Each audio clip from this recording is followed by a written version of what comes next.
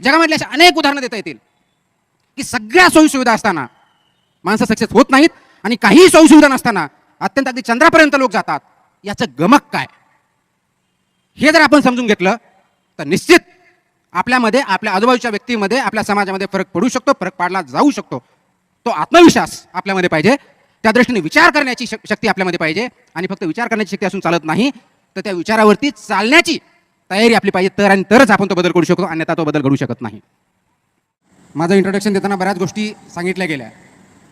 आपल्याकडे नेहमीच अतिथी देवो भव अशा प्रकारे मन आहे त्याप्रमाणे आपण वागत असतो. आणि आलेल्या पाहुण्याचा पाहुणचार चांगला करायचा आणि त्याच्याबद्दल फक्त चांगलंच बोलायचं, ही आपली संस्कृती आहे. त्या दृष्टिकोनातून आपण सर्वांनी, ऑर्गनायझेशननी माझ्याबद्दल जे चांगले शब्द बोललो त्याच्याबद्दल प्रथमतः त्यांचे आभार मानतो.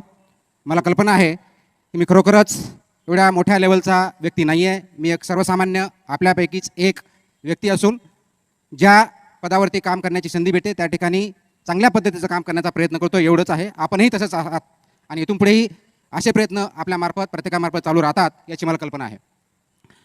मला रोहनबद्दल एवढी कल्पना नव्हती की एवढा मोठा कार्यक्रम तो एवढ्या सिस्टमॅटिक पद्धतीनं घेतला जाऊ शकतो. माझ्यासारख्या एका छोट्या व्यक्तीसाठी ऐकण्यासाठी एवढे प्रयत्न केले जाऊ शकतात आणि हजारोच्या संख्येने आपण इथं हजर झालात याची मला खरोखरच यत्किंचितही कल्पना नव्हती. म्हणून प्रथमतः वर्धा नगरीतील सर्व युवक, युवती, पालक, शिक्षक, इथं हजर असलेले सर्व सज्जन नागरिक यांचं मनापासून अभिनंदन करतो, आभार मानतो. आणि मला आपल्याबरोबर संवाद साधण्याची जी संधी दिली त्याबद्दल मी आपला शतशः ऋणी राहील. मला वाटतं बाहेर आणखी बरेच व्यक्ती आहेत आणि समोर मला काही दोन्ही चेअर्सच्या मध्ये जागा दिसते आहे. त्यांनी सर्वांनी पुढे जर आलं तर ते जागा आपण बसू शकता किंवा उभा राहू शकता, जेणेकरून कुणाला काही त्रास होणार नाही. या दृष्टिकोनातून आपण या कार्यक्रमाचा लाभ घेऊ शकता आणि मलाही त्या दृष्टीनं इंटरॅक्शन करणं सोपं जाईल. मला सांगितलं की इन्स्पिरेशनल टॉक द्यायचा. मला प्रथमतः असं सांगण्यात आलं होतं की तुम्ही स्वतःच्या अनुभवावरती जो काही कार्यकाळ अधिकारी म्हणून तुम्ही वेगवेगळ्या ठिकाणी घातलेला आहे त्याच्यावरती बोलावं. मुळामध्ये आपण स्वतः केलेल्या कामाचं स्वतःच बोलणं आणि त्याचा प्रचार करणं हे मला थोडं अवघड जातं, मला ते नकोसं वाटतं. आणि म्हणून मी आयोजकांना ही विनंती केली की असं काहीतरी सांगा की जेणेकरून गेल्या 2-3 वर्षामध्ये, विशेष करून कोरोनाच्या काळात, जी मरगळ आपल्यामध्ये आलेली आहे, जी परिस्थिती निर्माण झालेली आहे, ज्याच्यामुळे आपण बांधून ठेवलं गेलेलो आहोत, जखडून ठेवलं गेलेलो आहोत, त्याच्यातून काही जणांमध्ये नैराश्य निर्माण झालेलं आहे. आणि नैराश्यातून बाहेर निघणं हे गरज आहे. आपल्या आयुष्यामध्ये अशा अनेक घटना घडत असतात, इंडिव्हिज्युअल लेवलला घडत असतात, सामाजिक लेवलला घडत असतात. त्याच्यातून आपण लर्निंग करायचं असतं, शिकायचं असतं आणि शिकल्यानंतर पुढं जायचं असतं, तरच आपण त्याला प्रोग्रेस किंवा विकास असं म्हणत असतो. 2020 पासून गेले 2 वर्षापेक्षा जास्त कार्यकाळ हा कोरोनाच्या पार्श्वभूमीवर अनेक गोष्टी बंद झाल्या. आणि विशेष करून तरुण वर्गामध्ये जे शाळेतले विद्यार्थी आहेत, कॉलेजमधले विद्यार्थी आहेत, यांचं अत्यंत मोठं न भरून निघणारं असं नुकसान झालं. त्या पार्श्वभूमीवर आपण हा एक मोठा कार्यक्रम आयोजित करून या ठिकाणी जे नैराश्य झालेलं असेल आणि पुढं कसं जायचं याबद्दल काही जर संवाद साधता आला तर त्या दृष्टिकोनातून कार्यक्रम ऑर्गनाईज करावं असं मी सूचित केल्यानंतर यस काहीतरी इन्स्पिरेशनल बोला आणि म्हणून ते यस यू कॅन आणि खरोखरच आपण सर्वजण प्रत्येकामध्ये ते पोटेन्शियल आहे ते आपण करू शकतो या विषयावर बोललं तर निश्चितच आपल्यामधले जी एनर्जी आहे ती परत ते एनर्जीचा वापर योग्य चॅनलाइज करून पुढं कसं जाता येईल या दृष्टिकोनातून पुढील काही मिनटं आपल्याबरोबर डेफिनेटली संवाद साधण्याचा प्रयत्न करणार आहे.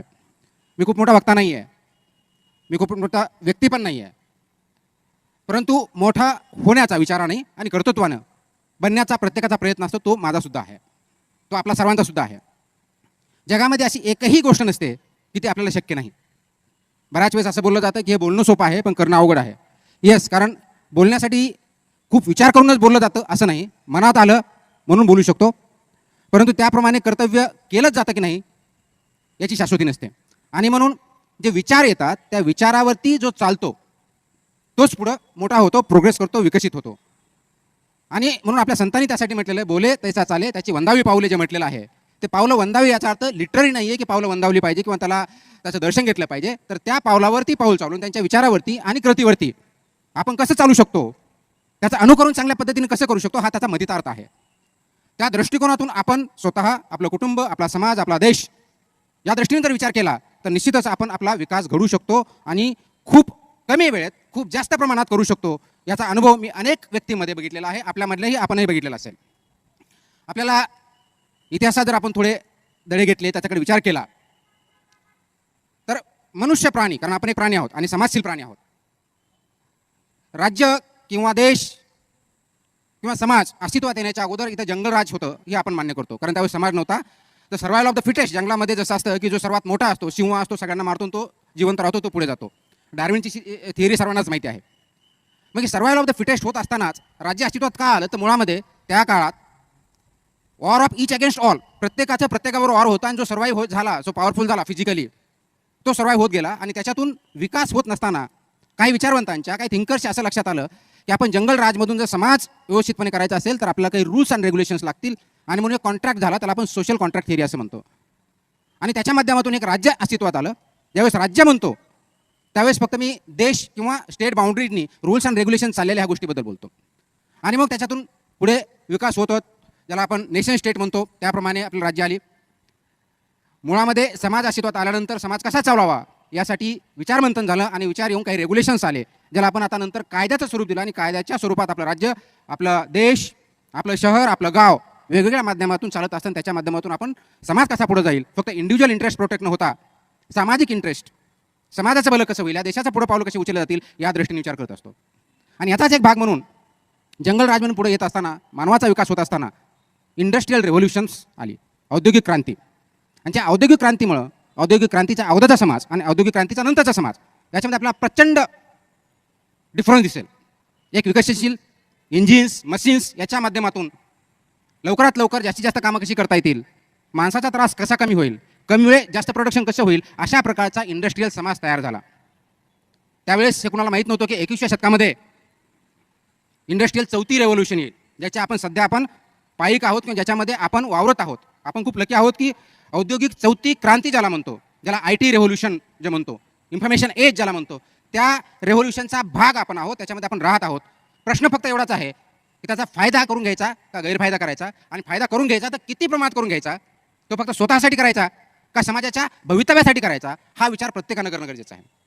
असाच विचार करत असताना सर्वसाधारणपणे 1901, 1902, 1903 या काळामध्ये आताच्यासारखं कम्युनिकेशन चॅनल नव्हते. इंडस्ट्रियल रेव्होल्युशन झाली होती, परंतु अजूनही खूप मोठा पल्ला गाठायचा होता. म्हणून टेक्नॉलॉजिकलच्यामध्ये अमेरिकेमध्ये खूप मोठ्या प्रमाणात त्याच्याबद्दल विचारमंथन होत होतं. आपल्याला आता बघितलं तर आपण खूप मोठ्या प्रमाणात विमानाची एज हा म्हणजे कॉमन झालेला आहे. अगदी 20 वर्षापूर्वी जर बघितलं तर विमानाने जायचं म्हणजे फक्त लक्झरियस, इंडस्ट्रियल, श्रीमंत लोकांसाठी असं वाटायचं. आज प्रत्येकाला विमान हे अविभाज्य भाग झाल्यासारखं वाटतं, कारण इथून कुठं तर जायचं तर काही तासामध्ये, काही मिनिटामध्ये मी गेलं पाहिजे, माझा वेळ वाचला पाहिजे, आणि उरलेला वेळ मी सदुपयोग करून त्याच्यातून भरभराट कसं होईल, विकास कसा होईल, चांगल्या गोष्टी कशा करता येईल याचा विचार करतो. म्हणून हे कम्युनिकेशन अँड ट्रान्सपोर्टेशन रेव्होल्युशन आता झालेली आपल्याला दिसते, किंवा मोबाईलच्या माध्यमातून, व्हिडिओ कॉन्फरन्सच्या माध्यमातून. विशेष करून कोरोनाच्या काळामध्ये आपण जर बघितलं, ज्यावेळेस फिजिकल कॉन्टॅक्ट आपल्याला प्रिव्हेंट केला गेला, तर सर्व कामं आपण इंटरनेटच्या माध्यमातून, व्हिडिओ कॉन्फरन्सच्या माध्यमातून, विशेष करून झूम हा शब्द घरोघरी आला का, व्हिडिओ कॉन्फरन्सच्या माध्यमातून ती कामं चालू लागली. आज आपल्याला जेवायचं म्हटलं तर आपण स्विगी बघतो, स्विगी करू का, म्हणजे काय, तर ही टेक्नॉलॉजीचा वापर आपल्या कम्फर्टसाठी कसा वापर करायचा हे शिकलो. तीच परिस्थिती 20व्या शतकाच्या बिलकुल सुरुवातीला आणि 19व्या शतकाच्या उत्तरार्ध या काळात जर बघितलं तर विमान अस्तित्वात नव्हती. आणि म्हणून अमेरिकेसारख्या देशामध्ये हा एक विचार आला की आपण विमान तयार करायचं आणि ट्रान्सपोर्टेशन कम्युनिकेशन जे चॅनल आहेत ते एकदम वेगळ्या पद्धतीचे आणायचे. म्हणून त्यावेळेच्या वॉर डिपार्टमेंटनी अमेरिकेच्या सॅम्युअल नावाच्या एका व्यक्ती, जो मॅथमॅटिशियन होता, फिजिशियन होता, हार्वर्ड शिक्षित होता, ग्रॅज्युएट होता, त्याला पूर्ण वॉर डिपार्टमेंटमार्फत $50,000 त्या काळात 1900च्या आसपासच्या काळात दिले. पाहिजे ते मॅन पॉवर दिले. जगामधले जेवढे चांगले रिसोर्सेस, टेक्नॉलॉजी, हुशार माणसं, रिसोर्सेस, शासनाचं पाठबळ हे दिलं, आणि सांगितलं की जगातलं पहिलं विमान तुम्हाला उडवायचं, तुम्ही चालवायचं, तुम्ही त्याचे पायलट असाल, त्या दृष्टीने प्रयत्न करा. आणि एकदम डेडिकेटेडनी त्यांनी ते प्रयत्न चालू केले. राज्याच्या, देशाच्या, जगातला पहिला व्यक्ती ज्याला विमान चालवायचा ध्यास लागला, आणि त्या दृष्टीने तो प्रयत्न करू लागला. राज्याचं, देशाचं पूर्णपणे समर्थन त्यांना, टेक्नॉलॉजिस्ट आणि हुशार मॅथमॅटिशियन, फिजिसिस्ट, खूप मोठ्या कंपन्या, खूप मोठ्या प्रमाणात मंडळी, त्याचे मित्र वेगवेगळ्या डिपार्टमेंटमध्ये, गव्हर्नमेंटमध्ये, पॉवरफुल माणूस, आणि त्यांनी जोरदार प्रयत्न चालू केले. 1903 डिसेंबर 17, 1903 काय झालं, जगातलं पहिलं विमान अमेरिकेमध्ये उड्डाण घेतलं. पण सॅम्युअलनी नाही, तर राईट ब्रदर्सनी केलं. हे राईट ब्रदर्स कोण होते? त्यांना देशाचं पाठबळ नव्हतं, राज्याचं पाठबळ नव्हतं, पैसा नव्हता. जिथं सॅम्युअल काम करत होते त्याच्या एक 100-200 किलोमीटर छोट्याशा शहरामध्ये सायकलचं दुकान होतं, राईट ब्रदर्स. त्यांना कोणताही पाठबळ नसताना आजूबाजूच्या व्यक्तींना इन्स्पायर करून, खूप मोठ्या प्रमाणात इन्स्पायर करून आपण विमान हवेत उडवायचं, आपण त्याचं पायलट व्हायचे या दृष्टिकोनातून लोकांकडून पैसे गोळा केले, आजूबाजूच्या लोकांना प्रेरित केलं, सायकलच्या दुकानात जी काही टेक्नॉलॉजी असेल, मेकॅनिकलची जी काही टेक्नॉलॉजी, त्याचा अभ्यास करून पुढे नेलं आणि कुणाचाही पाठिंबा नसताना एक्सेप्ट त्याचे जे सहकारी होते आणि स्वतःचं जे काही नॉलेज, त्यांनी काही graduate, they are not graduates also, त्याचे सहकारी हे ग्रॅज्युएट नव्हते, बऱ्याच जणांचं शिक्षण काही झालेलं नव्हतं, अशांनी डिसेंबर 17, 1903 जगातलं पहिलं विमान उडवलं. आता मी हा प्रसंग आपल्याला का सांगतो? कदाचित आपण म्हणत असाल की ही सांगून आमच्या जीवनामध्ये काय फरक पडणार आहे. तुमच्या जीवनात नाही, प्रत्येकाच्या जीवनात या घटनेचा जर खरोखर विचार केला तर फरक पडू शकतो. सक्सेस होण्यासाठी, एखादी गोष्ट अचीव करण्यासाठी फक्त रिसोर्सेस, फक्त मॅन पॉवर, फक्त शिक्षण, फक्त सुविधा आवश्यकच आहेत असं नाही. त्याशिवायही सक्सेस होता येतं. हे ज्वलंत उदाहरण राईट ब्रदर्सच्या माध्यमातून आपल्यासमोर मी ठेवण्याचा प्रयत्न करतोय. जगामधले असे अनेक उदाहरणं देता येतील की सगळ्या सोयीसुविधा असताना माणसं सक्सेस होत नाहीत आणि काहीही सोयीसुविधा नसताना अत्यंत अगदी चंद्रापर्यंत लोक जातात. याचं गमक काय? हे जर आपण समजून घेतलं तर निश्चित आपल्यामध्ये, आपल्या आजूबाजूच्या व्यक्तीमध्ये, आपल्या समाजामध्ये फरक पडू शकतो, फरक पाडला जाऊ शकतो. तो आत्मविश्वास आपल्यामध्ये पाहिजे, त्या दृष्टीने विचार करण्याची शक्ती आपल्यामध्ये पाहिजे, आणि फक्त विचार करण्याची शक्ती असून चालत नाही, तर त्या विचारावरती चालण्याची तयारी आपली पाहिजे. तर आणि तरच आपण तो बदल करू शकतो, अन्यथा तो बदल घडू शकत नाही. आणि म्हणून सॅम्युएलकडे ज्या गोष्टी होत्या, सॅम्युएल लँगली ज्याला म्हणतो, आणि राईट ब्रदर्स, या दोघांमधला एकच फरक होता, फक्त एकच. सॅम्युएल लँगली यांना पूर्ण सोयीसुविधा, उच्च शिक्षित, रिसोर्सेस, USA पूर्ण सपोर्ट, राईट फ्रॉम प्रेसिडेंट, सगळ्या गोष्टींचा सपोर्ट होता. पण मात्र त्याची टीम आणि ते ही पूर्णपणे आपल्याला हा प्रोजेक्ट करायचा आहे म्हणून कामं करत होते. आणि राईट ब्रदर्स मात्र त्यांचा एक वेगळा उद्देश होता. त्या उद्देशाने ते प्रेरित झाले होते की जगाचा ट्रान्सपोर्ट सिस्टम आणि ट्रान्सपोर्ट अँड कम्युनिकेशन सिस्टम ही बदलून समाजाचा चेहरा बदलायचा, या गोष्टीने प्रेरित होऊन काम करत होते. आणि म्हणून पर्पजफुली आपल्या जीवनामध्ये एखादा जर उद्देश असेल, रिझन असेल, पर्पज असेल, त्या दृष्टीनं झपाटून काम केलं तर आपण कोणतीही अडचण समोर येत नाही. त्या अडचणीचं रूपांतर संधीत करतो. आणि जिथं फक्त आणि फक्त काहीतरी कारण देऊन आपण काम करतो की ह्या कारणासाठी मी काम करतो, त्यावेळेस निश्चित यश भेटेल अशी गॅरंटी नसते. आणि म्हणून आपल्याला समाजामध्ये बदल घडवायचा जर असेल तर त्याची सुरुवात स्वतःपासून करावी लागेल. इमॅजिन करा, ज्या भूमीवरती आपण आज इथं बसलेलो आहोत, ज्या ठिकाणी राष्ट्रपिता महात्मा गांधी यांचे चरण स्पर्श झाले, ज्या ठिकाणी त्यांनी मुवमेंट पण चालू केल्या, त्यांच्या अगोदर इंडियन नॅशनल मुवमेंटमध्ये खूप मोठ्या प्रमाणावरती खूप कॉन्ट्रीब्युशन करणारे नेते, नॅशनलिस्ट यांनी काम केलं होतं. परंतु मॅस मुवमेंट किंवा लोकांची चळवळ ही सर्वात मोठी जर कोणी केली असेल ती महात्मा गांधी यांनी केली. आणि महात्मा गांधी हे का करू शकले? कारण सर्व नागरिक किंवा सर्व देशवासीय हे महात्मा गांधीसाठी काम करत नव्हते, तर ते स्वतःसाठी आणि स्वतःच्या देशासाठी काम करत होते. म्हणून ती चळवळीत रूपांतर केलं. आणि म्हणून आपल्याला स्वतः जर बदल घडवायचा असेल तर आपल्या विचाराला सुद्धा एका चळवळीचं स्वरूप द्यावं लागेल, त्या दृष्टीने आपल्याला काम करावं लागेल. तर आणि तरच आपण बदल घडवू शकतो, अन्यथा बदल घडू शकत नाही. नाही तर आपण जन्माला येतो, शिक्षण घेतो, नोकरी घेतो, उद्योजक होतो, कुटुंब असतं, मुलांना शिकवतो, आईवडिलांचं चांगलं संगोपन जे शक्य मात्र ते करतो आणि मरतो. फरक काय? आपल्या देशामध्ये 136 कोटीच्या आसपास आज लोकसंख्या आहे. 136 कोटी जन्माला आले, 136 कोटी मृत्यू पावले. फरक काय पडला? एन्जॉय करण्यासाठी आपल्याला जन्माला आहे का? आपण अनेक प्राण्यापैकी एक प्राणी आहोत, मनुष्य प्राणी आहोत, ज्याला एक वेगळं स्वरूप आहे. फक्त एक प्रश्न स्वतःला विचारा, मी माणूस म्हणून जन्माला का आलो? Y I have born as a human being. कदाचित माझ्या जागी दुसरा कोणी असता, मला माहीत नाही मी जन्माला का आलो. ज्यावेळी जन्माला घातलं त्यावेळेस मला माहीत नव्हतं मी कोण असेल, मी काय होईल, मी जन्माला आलो. तर जन्माला, माणसाच्या ज्यावेळी जन्माला आलो त्यावेळेस आपला काहीतरी उद्देश असेल हे गृहीत धरून जर आपण बघितलं तर तो उद्देश काय आहे याचा विचार आपण सर्वांनी केला पाहिजे. स्वतःपुरता केला पाहिजे, आपल्या कुटुंबापुरता केला पाहिजे, समाजाचा केला पाहिजे आणि पर्यायानं देशाचा केला पाहिजे. मी जर मनुष्य म्हणून जन्माला आलो असेल, ज्यावेळेस मी जन्माला येतो आणि ज्यावेळेस मृत्यू पावतो, यामधला अंतर म्हणजे आपलं जीवन आहे. आणि लक्षात घ्या, ज्यावेळेस जन्मतो, मूल जन्माला येतं त्यावेळेस रडत असतं. मूल ज्यावेळेस जन्माला येतं त्यावेळेस रडत असताना जर रडत नसेल तर सर्वांना काळजी वाटते की रडत का नाही आहे. आणि ज्यावेळेस मनुष्य मृत्यू पावतो त्यावेळेस सर्वजण रडत असतात, मृत्यू पावणारा व्यक्ती मात्र हसत असतो. लक्षात घ्या, कॉन्ट्रडिक्शन किंवा संयोग किंवा काय आपल्याला इंडिकेट करायचं आहे. ज्यावेळेस जन्माला येतो माणूस त्यावेळेस तो स्वतः रडत असतो, बाकी सर्व हसत असतात. ज्यावेळेस मृत्यू पावत असतो, जो मृत्यू पावणारा व्यक्ती हा हसत असतो, बाकी सर्व रडत असतात. आता याच्यामधलं जे अंतर आहे ते म्हणजे जीवन आणि जीवन प्रवास. आता हे जीवन सार्थ करायचं आहे, व्यर्थ करायचं आहे, अर्थहीन करायचं आहे का आणखी काय करायचं आहे, हे पूर्णपणे प्रत्येक इंडिव्हिज्युअलच्या थॉट आणि ॲक्शनवरती अवलंबून असतं. विचार आणि आचरण ह्या दोनच गोष्टीवरती अवलंबून असतं. आणि म्हणून हे जर आपण ओळखू शकलो नाही तर डेफिनेटली आपण व्यर्थ घालू शकतो. आपण येऊ, जगू आणि मरू. आता आपल्याला माहिती आहे की आज कार्यक्रमाचा ज्यावेळेस आम्ही चर्चा करत होतो त्यावेळेस वेळ 5:30चा ठेवायचा का 7चा ठेवायचा, कारण ऊन खूप असेल. मी म्हटलं ज्यावेळेस आता ऑलरेडी हीट वेव्ह आलेली आहे इंडियामध्ये आणि महाराष्ट्रामध्ये खूप जास्त आहे, त्याच्यात विदर्भात आणखी जास्त आहे. 45 डिग्रीपर्यंत नागरिक कशी येतील का? Climate change one of the reasons. फक्त तेवढं एकच मदत नाही मी. तर क्लायमेट चेंज कुणी आणला? तुम्ही आणि मी. तुम्ही म्हणा मी नाही केलं, दुसरं कोणतरी केलं. म्हणजेच मनुष्य प्राणी, म्हणजे आपले पूर्वज असतील, आपले सहकारी असतील, आपले पुढचे असतील. मग हे जर केलं असेल तर हा क्लायमेट चेंज वर्षसाठी आणला. हे कुणी आपल्यामुळे झालं. मग चांगलं कुणी करायचं? दुसरं कोणी प्लॅनेट येऊन करणार आहे का? नाही आहे. कारण आपण तर अगदी दुसरं प्लॅनेट शोधायला निघालो की आता पृथ्वी जर संपली तर दुसऱ्या कोणत्या प्लॅनेटवरती आपण कॉलनी करून तिथे राहू शकू का, याचा सगळा रिसर्च चालू आहे. परंतु आपण ज्या प्लॅनेटवर राहतो ते चांगलं करून तिथे चांगलं जीवन जगता येईल का याचा विचार करत नाही. आता मनुष्य जीवनानंतर मृत्यूनंतर आपण नरक म्हणतो किंवा काय आणखी हेवन्स म्हणतो, कुणी बघितलेलं नाही. हेवनची कल्पना करतो की आपण जाणार तिथे, चांगलं काम केलं तिथं काहीतरी आम्हाला चांगलं भेटणार, वाईट केलं तर वाईटमध्ये जाणार. ह्या सगळ्या गोष्टी इथं आहेत. ह्याच गोष्टी इथं का शोधत नाही आपण? दररोजच्या जीवनामध्ये आपण का शोधत नाही? कारण आपण जे नाही त्याच्याकडे बघत असतो, जे आहे त्याचा सदुपयोग करत नाही. जास्तीत जास्त उपयोग किंवा दुरुपयोग ह्या दोन गोष्टी करतो. आणि जे सदुपयोग करतात ते पुढे जातात.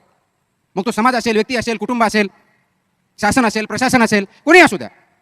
उपयोग, दुरुपयोग, सदुपयोग हे जर आपण विचार केला तर हे थॉट प्रोसेसमधून येतं. आणि म्हणून आपल्याला ज्यावेळेस आपण टॉपिक म्हणतो येस यू कॅन, जर राईट ब्रदर्स ज्यांच्याकडे कोणतंही नॉलेज नव्हतं, कोणतीही डिग्री नव्हती, ते जर जगातलं पहिलं विमान उडू शकतात, मग तुम्ही आणि मी जगातला साधा चांगला माणूस बनवू शकत नाही? काय अशक्य आहे? अशक्य फक्त एकच गोष्ट आहे, ती बदलण्याची तयारी तुमच्यात आणि माझ्यात असली पाहिजे, तर आणि तर शक्य. आपण दुसऱ्याकडून एक्सपेक्ट करतो की त्यांनी चांगलं वागावं, मी नाही वागणार, मी कशामुळे वागू? त्यांनी अगोदर सुरू केलं. तर मुळामध्ये बदलण्याची तयारी, स्टेटस कोला चॅलेंज करण्याची तयारी, क्वेश्चन करण्याची तयारी ही आपल्या विचारापासून सुरू झाली पाहिजे. जोपर्यंत तुमचे विचार बदलणार नाहीत तोपर्यंत आचरण येण्याचा प्रश्नच येत नाही. आणि म्हणून विचाराला क्वेश्चन करा, स्टार्ट क्वेश्चनिंग. कोरोनामुळे आमचं काय होईल? घराच्या बाहेर जाता येणार नाही. आता शाळा सुरू झाल्या तर बरेच आई वडील मुलांना शाळेत पाठवत नाहीत किंवा मुलांना भीती वाटते की नाही मला शाळेत कॉलेजला जायचं नाही. कोरोना झाला तर काय होईल? कोरोना हा जगामधला पहिला व्हायरस नव्हता आणि शेवटचा असणार नाही. व्हायरस येतील जातील, त्याच्यावरती मात करावी लागेल. कारण म्युटेशन असतात. माणसाचं जसं म्युटेशन झालं, आपला जर हिस्ट्री बघितला हजारो कोटी वर्षाचा, आपले म्युटेशन झालेले आहेत. आणि आजच्या स्टेजला आपण आहोत, उद्या आपण काहीतरी वेगळा असू, आपला आकार पण वेगळा असेल. म्युटेशन्स, फिजिकल म्युटेशन्स कोरोना व्हायरसच्या बाबतीत ते किंवा कोणत्याही व्हायरसच्या बाबतीत ते आहे. आज आपल्याला 20% मेंदूचा वापर करून, अजूनही मेडिकल सायन्सच्या दृष्टिकोनातून माणसाचा फक्त आणि फक्त 20% मेंदू वापर झालेला आहे. इमॅजिन करा अजून 2% वाढलं तर किती होईल? आज इंडस्ट्रियल चौथी रेव्होल्यूशन, IT रेव्होल्यूशन ज्या गोष्टी आपण करतो त्याच्या माध्यमातून कम्युनिकेशनपासून काम करण्यापर्यंत घरातून आपण सगळ्या गोष्टी करू शकतो, जगामध्ये कुठेही पोहोचू शकतो. आर्टिफिशियल इंटेलिजन्सच्या माध्यमातून आपण तयार केलेलं इंटेलिजन्स मशीनमध्ये टाकून मशीन ती कामं करू शकते. म्हणजे आपल्याला जी करण्याची गरज आहे ती मशीन मार्फत करू शकतो. मग आपलं अस्तित्व नष्ट होणार आहे का? याचाही खूप मोठा डिबेट चालू आहे. आपलं अस्तित्व, मनुष्याचं अस्तित्व फक्त मनुष्यच नष्ट करू शकतो. कारण तसं थिंक करण्याची कॅपॅसिटी ही मनुष्याच्या ब्रेनमध्ये आहे. फक्त तो वापरायचा किती आणि कशासाठी हे आपण ठरवत असतो. आणि जोपर्यंत तुम्ही विचार बदलणार नाही तोपर्यंत तुमची सवय बदलणार नाही. माझा विचार जोपर्यंत बदलणार नाही की मी हे करू शकतो तोपर्यंत माझी सवय बदलणार नाही. आणि आपण नेहमी म्हणतो तुला ही सवयच आहे. एखादा विद्यार्थी ज्यावेळेस कॉलेजमध्ये असतो, एखाद्याकडे बाईक असते आणि तो अत्यंत एवढी काळजी घेतो की दररोज ती नवीन आहे असं वाटतं. 1 वेळेस बघतो, 2 वेळेस बघतो, 3 वेळेस बघतो, 4थ्या वेळेस आपण म्हणतो त्याला त्याची बाईक नवीन ठेवण्याची सवय आहे. तो विद्यार्थी आहे, त्याला कपडे चांगले नवीन घालण्याची सवय आहे. म्हणजे काय? एखादी गोष्ट वारंवार केली म्हणजे ती सवय होते. आणि सवय आपल्या जीवनामध्ये एक सवय, एक activity multiple times it becomes habit. Multiple activities, multiple habits becomes your nature. तुमचा स्वभाव बनतो, माझा स्वभाव बनतो. आता तुम्ही म्हणाल तुमचा स्वभाव नेहमी बदली करून घ्यायचा आहे. तो काय माझा स्वभाव नाही आहे. स्वभाव हा काम करण्याचा आहे. आणि म्हणून तो स्वभाव ज्यावेळेस habits become part of you, it becomes your nature. मग आपलं नेचर चांगलं का वाईट हे कशावर ठरवायचं? फक्त स्वतः नाही ठरवायचं. त्याला फीडबॅक लूप म्हणतात. पण तो आईवडिलांकडून फीडबॅक येत असेल, मित्रांकडून येत असेल, आपल्या नातेवाईकांकडून येत असेल, कॉलेजला टीचरमधून येत असेल, समाजामधून येत असेल, तो फीडबॅक असतो. त्याच्या माध्यमातून आपल्याला कळतं. आणि नॉट फक्त तोंडावरच नाही, तर पाठीमागून ज्याला आपण फीडबॅक म्हणतो 360 डिग्री, तो फीडबॅक जो येतो त्याच्या आधारे आपण ठरवायचं की त्यांना आपण कसे वाटतो, दुसऱ्यांना आपण कसे वाटतो. कारण स्वतःबद्दल वाईट कधीच वाटत नसतं. कारण मी ग्रेट आहे, माझ्यासारखा दुसऱ्या जगात कोणीच नाही आहे, ही आपली भावना असतेच. नॉट नेसेसरीली खरी असते. तर दुसऱ्याकडून जो फीडबॅक येतो त्याच्या आधारे आपल्याला कळतं की आपला स्वभाव कसा. आणि हा जर स्वभाव एक गोष्टीच्या बाबतीत, दुसऱ्या गोष्टीच्या बाबतीत, घरात राहण्याच्या बाबतीत, वागण्याच्या बाबतीत, काम करण्याच्या बाबतीत, हे मल्टिपल ज्यावेळेस होत राहतात, जो स्वभाव होतो, जो नेचर होतं, अल्टिमेटली ते आपलं कल्चर होतं किंवा त्याला आपण संस्कृती म्हणतो. आम्ही ऑफिसमध्ये वर्क कल्चर म्हणतो, भारतीय संस्कृती म्हणतो. म्हणजे नेमकं काय? भारतीय संस्कृती काय ॲबस्ट्रॅक्ट संकल्पना नाही आहे ही जी दिसत नाही, असं नाही. संस्कृती ही लिव्हिंग आहे, ती ज्वलंत असते तुमच्यात माझ्यात. कशातून दिसते? माझ्या बोलण्यातून, चालण्यातून, वागण्यातून, काम करण्यातून ही संस्कृती रिफ्लेक्ट होत असते. मग तुम्ही ज्यावेळेस वागता, बोलता, चालता, त्यावेळेस ती तुमची संस्कृती म्हणजे तुमचा स्वभाव, म्हणजे तुमचे हॅबिट्स, म्हणजे तुमचे थॉट्स रिफ्लेक्ट होत असतात. आणि म्हणून ज्यावेळेस एखाद्या व्यक्तीबद्दल आपण बोलतो, अरे त्याची आई जी आहे ना, खूपच गेलं की जेवल्याशिवाय सोडत नाही, तिचा स्वभाव आहे. अरे तो अधिकारी ना खूप भांडखोर आहे, स्वभाव नाही, त्याचं ते स्वभावच आहे, त्याचं कल्चरच ते आहे. म्हणजे नेमकं काय? हे कल्चर वगैरे दुसरं काही नसून तुमचं आणि माझं बोलणं, चालणं, वागणं, करणं हीच कल्चर, ही संस्कृती आहे. आणि आपली संस्कृती काय सांगते आपल्याला? आपली संस्कृती सांगते अतिथी देवो भव. आपली संस्कृती सांगते चांगल्या गोष्टीचा पुढे जा, वाईट गोष्टी कमी करा, चांगल्याची संगत ठेवा. संत काय सांगतात? ज्यांना अंत आहे असा संत. ह्या सगळ्या गोष्टी, आपलं लिटरेचर, आपला सिनेमा, आपलं प्रशासन, आपलं राजकारण, आपलं समाजकारण, आपलं कुटुंब व्यवस्था, हे संस्कृती. Indian family system, joint family system, मग न्यूक्लिअरकडे चालले. मॉडर्नायझेशन नावाखाली वेस्टर्नायझेशन करणं म्हणजे मॉडर्नायझेशन नव्हे. मला आठवतं मी काही वर्षापूर्वी अमेरिकेला 1 महिन्यासाठी ट्रेनिंगला गेलो होतो. आणि तिथं गेल्यानंतर मी शाळेतले जे विद्यार्थी जात होते त्यांच्यावर थोडं इंटरॅक्शन केलं. कारण मी एका युनिव्हर्सिटी होतो, आजूबाजूला शाळा होती, त्यावेळेस just interaction out of curiosity केली.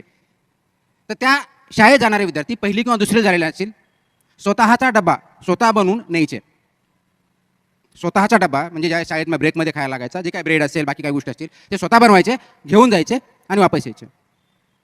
मला आठवतं माझ्या लहानपणी मी ज्यावेळेस शाळेत जात होतो, माझ्या गावातली तडसोना गावातली जिल्हा परिषद शाळेत, आम्हाला डबा वगैरे नसेल, तुम्हाला नसेल, तुम्ही ज्यावेळेस त्या काळात असाल, दुपारी लंच ब्रेक ज्यावेळेस व्हायचा त्यावेळेस घरात जायचं. घरात शिकर नावाचा प्रकार असायचा. आपल्यापैकी किती जणांना मला माहीत नाही, याच्यातले वडीलधारी मंडळी असेल त्यांना माहीत असेल की भाकरी त्याच्यात ठेवलेला असायचे, कारण मांजर त्याच्यात उडी मारून ते खाऊ शकायची नाही म्हणून तिथे ठेवलेला असायच्या. खाली भाजी चुलीवर कुठतरी ठेवलेली असायची, त्याला कालवण म्हणायचं. मग ते घ्यायचं, काढायचं, खायचं, ताट धुवायचं आणि मग परत जायचं. ही सिस्टम होती. आज तेच आपल्या मुलांना म्हटलं की तुमचा सकाळचा डबा फक्त तुम्ही भरून न्या, तर भरता येतो का? बहुतेक जणांना नाही. आणि जबाबदार कोण? मुलं? निश्चितच नाही. कारण आपल्या मुलांना खूप चांगली लाईफस्टाईल द्यायची म्हणून आपण त्यांना डबा भरून पण देतो, तोंडात खाऊ पण घालतो की बळच बळच खा. आणि अमेरिकेनं आपलं कल्चर की त्यांना सेल्फ सफिशियंट करावं, लाईफ स्किल शिकवाव्यात म्हणून त्यांना डबा स्वतः बनवायचं शिकलं. याला कोणता प्रवास म्हणायचा? मॉडर्नायझेशन कर म्हणायचं का wastage of time and energy म्हणायचं? अंधानुकरण करणं म्हणजे मॉडर्नायझेशन नव्हे. मोबाईल फोन वापरता आला म्हणजे मॉडर्न नव्हे. टेक्नॉलॉजी माणसासाठी आहे, माणूस टेक्नॉलॉजीसाठी नाही आहे. इन्स्ट्रुमेंटच्या जगामध्ये आलेली जी टेक्नॉलॉजी आली त्याचा वापर हा मनुष्याच्या उत्कर्षासाठी करायचा आहे, योग्य मार्गदर्शनासाठी करायचा आहे. मला आठवतं की ज्यावेळेस मोबाईल फोन नव्हते, म्हणजे 2000 नंतर मोबाईल फोनची रेव्होल्युशन इंडियामध्ये सुरू झाली. त्याच्या अगोदर लँडलाईन असायच्या. लँडलाईन भेटण्यासाठी महिने ॲप्लिकेशन करून वेटिंग करावं लागायचं. BSNLच्या ऑफिसला जावं लागायचं. 6-6 महिने, 1-1 वर्ष, 2-2 वर्ष पाठीमागे लावून मग नंबर भेटायचा. नंबर ज्यावेळेस भेटला त्यावेळेस 8 दिवसानंतर त्या ज्याच्याकडे फोन नंबर असायचा त्याला कधी डायरी लागायची नाही की डायरीमध्ये कोणाचं नाव आहे त्याचा नंबर, तोंड पाठ असायचे. तोंड पाठ, याला नंबरला कट लावला. आज तुम्हाला जर इथं प्रश्न विचारला मी की तुमचा स्वतःचा सेल फोन नंबर सांगा तर तुम्ही विचार कराल, बाकीच्यांचा नाही, स्वतःचा. का? कारण मला अनेक दिवसानंतर कोणतरी विचारलं तर मला विचार करावा लागतो माझा सेल फोन नंबर काय, हा आहे का तो आहे.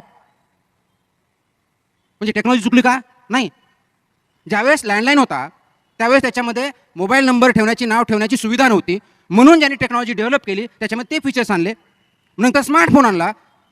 आता तर टच, गो, तुमचं काय अलेक्सापासून सगळ्या गोष्टी आहेत.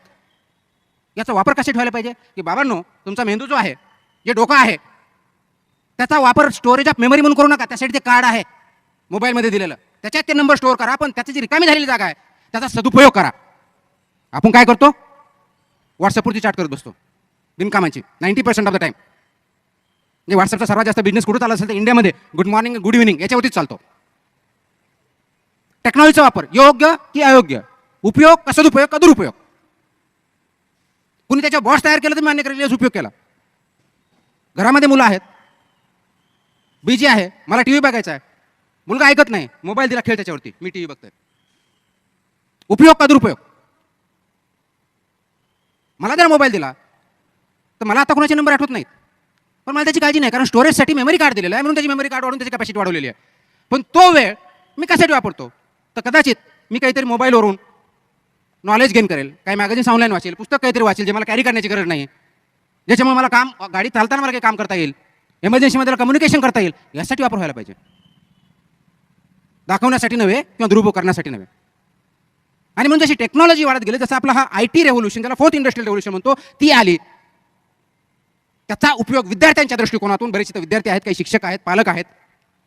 मी ज्यावेळेस अभ्यास करत होते, कलेक्टर मॅडम आहे तिथे, त्या ज्यावेळेस अभ्यास करत होत्या, पर्टिक्युलरली मी ग्रॅज्युएट 1990s मधला, म्हणजे 96चा मी ग्रॅज्युएट आहे आणि मी BA आहे. मी काही हुशार नव्हतो, ॲव्हरेज मुलगा आहे. नंतर MA केलं राज्यशास्त्रामध्ये आणि UPSCची परीक्षा द्यायला लागलो. त्यावेळेस मला अजून आठवतं की मला एखाद्या चॅप्टरवरती काही माहिती भेटत नसेल तर मला पुस्तक शोधायला लागायचे. ते पुस्तक कोणतं त्यासाठी शिक्षकाला विचारायला लागायचं, प्राध्यापकाला विचारायला लागायचं, आणि त्याच्यातून भेटलं तर मग ते विकत घ्यायचं का कोणत्या लायब्ररीत जायचं, मग इथं भेटतं का युनिव्हर्सिटीच्या लायब्ररीत भेटतं का कोणाकडे बघायचं, कोणाकडून झेरॉक्स करून आणायचं. हा सगळा उपद्व्याप करावा लागायचा का? तुमच्याकडे एक पुस्तक किंवा माहिती पाहिजे यासाठी. राईट. आज माझ्या मुलाला विचारलं की व्हॉट इज दिस, मोबाईल काढतो गुगलवरती करून शोधून सांगतो दिस इज इट. मी त्याला म्हणलं गुगलवरती का बघतो? Why should I remember? Google has everything, so why should I bother to remember the things. म्हणजे एखादी गोष्ट फॅक्च्युअल मी का साठवून ठेवू, त्यासाठी गुगल आहे. एक्स्ट्रीम केस माहिती तिथं आहे, ती करण्यासाठी जो काही वेळ लागेल आणि ते प्रोसेस करण्यासाठी जो काही वेळ लागेल, ती सगळी माहिती मला आवश्यकची गरज नाही आहे. मला आवश्यक असलेली गोष्टी मला माहिती पाहिजे. म्हणून आज इन्फॉर्मेशन फ्लडिंग झालंय, इन्फॉर्मेशन फ्लड झालंय, गुगलच्या माध्यमातून, इंटरनेटच्या माध्यमातून, पुस्तकाच्या माध्यमातून असेल. आपल्याला प्रश्न पडला what to choose, right or wrong, योग्य काय? कारण गुगलवर 2 शब्द फक्त एक सिलेबल वेगळं करा, तुम्हाला वेगळी माहिती भेटेल. आणि गुगलची माहिती किंवा कोणती माहिती म्हणजे ती 100% फॅक्च्युअलच असेल असं नाही, ओपिनियन असू शकतात, ओपिनियन असू शकतात. म्हणून इन्फॉर्मेशन एजमध्ये ज्यावेळेस IT इन्फॉर्मेशन किंवा इंडस्ट्रियल रेव्होल्यूशन आपण ज्यावेळेस म्हणतो, ही इन्फॉर्मेशन प्रोसेसिंग करण्याची कॅपॅसिटी जी आपल्यामध्ये आहे, आपला जो चिप आहे डोक्यामध्ये ठेवलेला, त्या चिपचा वापर करतो की नाही? कारण आपल्याला ज्ञानेंद्रिय दिले आहेत, आपल्याला माहिती आहेत, ते मी परत सांगत नाही आपल्याला किती ज्ञानेंद्रिय कोणते. पण महत्त्वाची गोष्ट अशी आहे की आपल्याकडे 3 महत्त्वाचे ज्ञानेंद्रिय आहेत. महत्त्वाचे म्हणतो मी, सगळेच महत्त्वाचे असे, पण 3चा मी इथं उल्लेख करतोय: डोळे, कान आणि तोंड. आपण बघतो, बघितलेलं एक्सप्रेस करतो, बघायच्या डोळ्याने, एक्सप्रेस करायच्या तोंडाने. ऐकतो, ऐकायचं कानाने, बोलायचं तोंडाने. प्रोसेस बरोबर आहे. आपण मोस्ट ऑफ असंच करत असतो, ऐकतो बोलतो, ऐकतो बोलतो. याच्यामध्ये फक्त एकच त्रुटी आहे, बघून इमिजिएटली बोलणं, ऐकून इमिजिएटली बोलणं. याच्यामध्ये एक पार्ट जो महत्त्वाचा आहे, सर्वात महत्त्वाचा, तो बाजूला ठेवतो. डोळ्याने बघायचं, तोंडातून बघायचं, बोलायचं, आणि कानाने ऐकायचं, तोंडातून बघायचं, बोलायचं. याच्यामधली जी एक प्रक्रिया असते त्याला प्रोसेसिंग करणं म्हणतात, ज्याला सेंट्रल प्रोसेसिंग युनिटच्या माध्यमातून करणं. कम्प्युटरमध्ये आपण बघतो CPU मध्ये प्रोसेसिंग होतं, तसं आपल्या डोक्यात एक मेंदू दिलेला आहे, त्याच्या माध्यमातून ते प्रोसेसिंग होऊन त्याच्यानंतर बोललं पाहिजे आवश्यक असेल तर. आपण ते प्रोसेसिंग न करता त्याच्यावरती बोलतो किंवा त्याच्यावर क्रिया करतो. That is where it goes wrong. म्हणून कोणतीही गोष्ट बोलण्याच्या अगोदर जी ती प्रोसेस केली, फिल्टर केली, मेंदूचा वापर केला आणि त्याच्यावर जर विचारमंथन केलं तर निश्चित उत्तर आपल्याला भेटू शकतं, योग्य अयोग्य, या दिशेनं त्या दिशेने. या दिशेचा पुढचा परिणाम काय, नाही गेलं तर या दिशेचा पुढचा परिणाम काय, हे जर आपण केलं नाही तर निश्चित मात्र आपली वाटचाल अयोग्य दिशेने होईल. योग्य दिशेने जायचं असेल तर आपला CPU मेंदू हा जो सर्वात महत्त्वाचा भाग आहे त्याचा वापर करायला शिकलं पाहिजे. आपण तो वापर करत नाही, ही खंत आहे. अगोदरच्या काळात इन्फॉर्मेशन गोळा करण्यासाठी त्या ज्ञानेंद्रियाचा वापर करावा लागायचा. आता ती इन्फॉर्मेशन गोळा केलेली आहे, आपल्याकडे ॲट द फिंगर टिप्स आहे, प्रोसेसिंग करण्यासाठी वापर करा. ते जर आपण करू शकलो नाही तर निश्चितच आपली वाटचाल पुढे जाऊ शकत नाही. आणि म्हणून आपल्याला काय शक्य आणि काय अशक्य हे आपल्या थॉट प्रोसेसमधून चालू होतं. म्हणजे थॉट प्रोसेस आपण अनेक वेळेस, माझी परिस्थितीच अशी आहे, त्याला मी काय करू, माझ्या परिस्थितीमुळं मला हे करता येत नाही. मला कलेक्टर व्हायचं आहे पण माझ्या आईवडिलांची परिस्थिती तशी नाही. मला राजकारणी व्हायचं आहे पण मी राजकारणी कुटुंबात नाही, माझ्याकडे पैसे नाहीत. मला शिक्षक व्हायचं आहे पण मला त्या क्लासेस नाही आहेत. तुम्ही कोणत्या परिस्थितीत जन्माला येतं हे तुमच्या हातात नाही, परंतु ज्या परिस्थितीत जन्माला आल्यापासून पुढं काय करायचं हे मात्र 100% तुमच्या हातात आहे. 100%. ते दुसऱ्या कोणाच्या हातात नाही. तुमची जी कंडिशन आहे that can be a challenge येऊ शकतात, but that can never be a limitation. You convert that limitations challenges into opportunities. तरच आपण पुढे जाऊ शकतो, नाही तर जाऊ शकत नाही. मी आपल्याला उदाहरण देऊन सांगतो. कोरोनाचंच उदाहरण आहे. ज्यावेळेस कोरोना सुरू झाला 2020 मध्ये, त्यावेळेस मी नागपूरला सर्वसाधारणपणे 1-1.5 महिना झाला असेल त्यावेळेस म्युनिसिपल कमिशनर म्हणून आलो होतो. अजून शहराची पूर्णपणे तशी ओळख पण झालेली नव्हती. प्रत्येक भागात प्रत्येक संस्थेच्या ठिकाणी शाळा हॉस्पिटल्स 100% माझं काही बघून झालेलं नव्हतं. आणि कोरोना आला. आणि कोरोना असा होता की नोबडी न्यू एनिथिंग. म्हणजे सगळा त्याला नॉवेल कोरोनाच म्हणतात. का म्हणतात? Nobody knew. नेमका व्हायरस काय, तो कसा रिॲक्ट होतो, त्याला औषध काय आहेत, तो स्प्रेड कसा होतो. म्हणजे अगोदर असे सांगितलं गेलं होतं की साऊथ एशियामध्ये येणार नाही, कारण टेम्परेचर खूप, ऑस्ट्रेलिया तेवढे जास्त होणार नाही. या XY तो एका पर्टिक्युलर टेम्परेचरच्या पुढे 45च्या पुढे गेला की तिथं तो जगू शकत नाही वगैरे वगैरे. अशा अनेक खूप थिअरीज होत्या. All proved wrong. कारण कुणाला माहीत नव्हतं. आणि त्या काळात हा स्प्रेड होऊ द्यायचा नाही म्हणून governments all across the world याच्यावरती चॅलेंजेस होते. लर्निंग बाय एक्सपिरियन्स त्याप्रमाणे पुढे गेलो. कशा प्रकारे स्प्रेड होला. मग सगळे फ्लाईट्स बंद केले, ट्रान्सपोर्टेशन बंद, लॉकडाऊन, सगळ्या गोष्टी केल्या. तरी पण तो स्प्रेड व्हायचा थांबला नाही, कारण by that time already spread झालेला होता. कारण त्यावेळेस ट्रान्समिशन कसं होतं हे माहीत नव्हतं.